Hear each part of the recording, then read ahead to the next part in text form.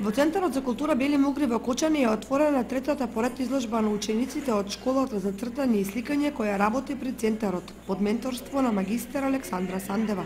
Изложени се дела работени со повеќе сликарски техники, меѓу кои има и мозаик.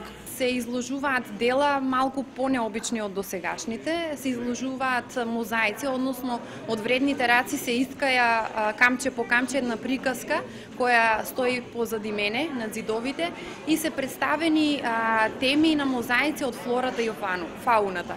Значи се представени мотиви од самата природа.